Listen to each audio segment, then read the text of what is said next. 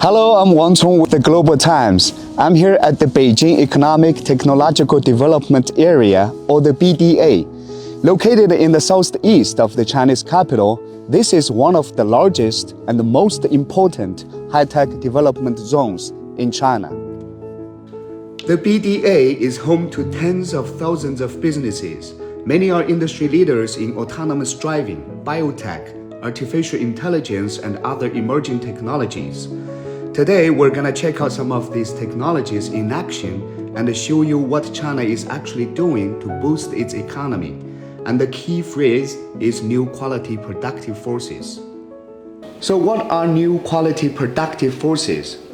What does that phrase mean? And why is it so important for the future of the Chinese economy? For more on that, welcome to another edition of Decoding China.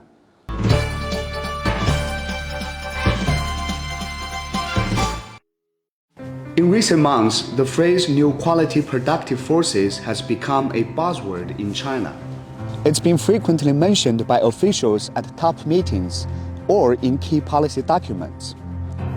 Indeed, it is a hot topic at the two sessions, China's annual legislative and the political consultative sessions. The two sessions are where national lawmakers and the political advisors discuss and set a series of social and economic development goals for the year. For example, as one of the most closely watched items, the target for GDP growth this year was set at around 5%. Beyond the GDP growth and other targets, the two sessions also provide a crucial window into new trends in the world's second-largest economy. One of the biggest takeaways from this year's two sessions is new quality productive forces, which can basically explain what China is doing to tackle various challenges facing the Chinese economy and find a new engine for economic growth. The government work report also said China will accelerate the development of new quality productive forces. As defined by top officials, new quality productive forces refer to advanced productivity that is led by innovation. It breaks away from traditional economic growth models. Essentially, it means China will focus on innovation, which will form new industries, new business models, and eventually new drivers to power China's high-quality development. So, why did we come to the BDA today? Well, we're going to show you what China is doing to form those new quality productive forces. In short, innovation, innovation, and innovation.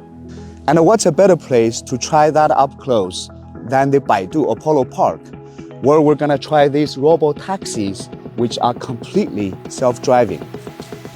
So this is the robo-taxi we're going to take today. It's developed by Chinese internet giant Baidu. And as you can see, there's no driver and no supervisor.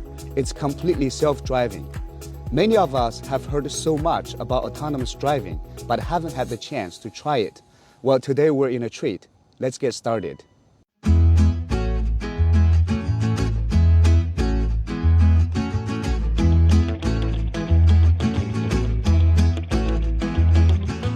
These robo-taxis are not running tests. They have actually been running commercially for a while, and not just in Beijing. Baidu said that they have already completed more than 4 million orders in over 10 major Chinese cities. So we're on the roads within the BDA now, and the roads in itself are exactly the same as those in other parts of Beijing. The only difference, autonomous driving cars are allowed here within the BDA. And on the road, in addition to the robo-taxi, we also see other types of self-driving cars on the roads. Baidu is not the only Chinese company that is investing heavily in autonomous driving. Within the BDA, there are 28 companies that are testing various types of self-driving cars. Keep in mind, China's auto industry only has a history of about 70 years. But last year, China became the world's largest car exporter.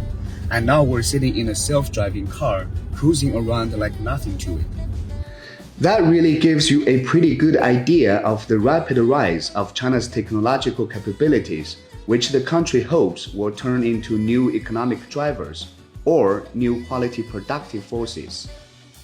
In addition to self-driving cars, the BDA is also a testing ground for many high-tech products and services in key emerging technologies, including AI, quantum computing, and robotics. Many of these technologies developed and tested here are among the most advanced in China, if not in the world. So how is the BDA able to achieve all this? Well, massive investments in infrastructure, a variety of support for businesses, and a top-notch business environment, all aimed at supporting innovation as well as application of emerging technologies. What's happening here is or will be happening across China as the country aims to form new quality productive forces. In recent years, some traditional drivers for the Chinese economy have become sluggish. In response, China has embarked on a grand mission to pursue high-quality development, and central to that mission is innovation. At the same time, the US continues its efforts to stop China's technological rise, and the global geo-economic situation is becoming increasingly complex. That's why it's so imperative for China to become self-reliant on critical technologies and develop new quality productive forces. Here's just one example that shows how China's focus on innovation has already paid off, and how emerging industries will power China's economy. In the past, China's top 3 exports were clothes, furniture, and home appliances, or in other words, cheap labor-intensive products. However, new energy vehicles, solar batteries, and lithium-ion batteries are now China's new 3 products in exports. Last year, their combined export value jumped by nearly 30% to reach 150 billion US dollars. This is not a small change by any means. It shows not only China's rise in the global industrial and supply chain thanks to its rising innovation capabilities, but also its vast potential with new quality productive forces. Many around the world have been debating about the future of the Chinese economy, with plenty of pessimistic views or even dire predictions. But for those who are genuinely interested in the trajectory of the Chinese economy, following China's efforts and the progress in forming new quality productive forces will be crucial. That's all for this edition of Decoding China. We'll see you soon.